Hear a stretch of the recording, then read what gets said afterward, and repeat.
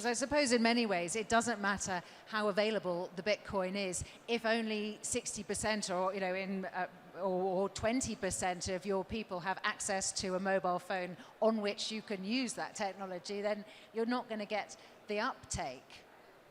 Oh, but Bitcoin's very available.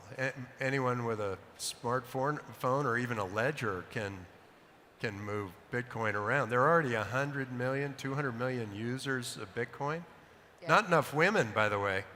No. There are only 1 in 6 Bitcoin wallets held by a woman. And women control about 80% of retail spending. So once women make that transition, it's going to be quite extraordinary for Bitcoin. That's interesting. Tim, we haven't got a long time left, and obviously what a lot of people want to know is what are you investing in now? Particularly, what are you thinking about investing in the next few years? You know, where do you see the next unicorns? We just had a fantastic display talking about unicorns. You know, what are you concentrating on? Well, I look for things where new technology changes everything. And that was the internet way back when. It was media, communications, entertainment. They all changed because of the internet.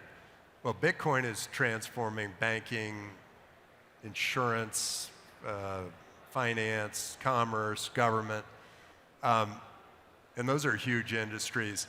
But I actually think we've got another one, and that's ChatGPT.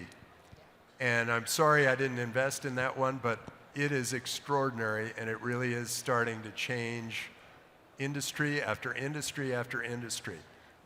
I could see running an entire government bureaucracy with ChatGPT. I could see running an entire law firm with ChatGPT. I could see media being driven by, so, you know, keep your eyes on your own job. Yeah, exactly. And venture capital. I'm looking at venture capital, new forms, new ways of looking at venture capital to automate some of the relationships, some of the communications that we have with entrepreneurs.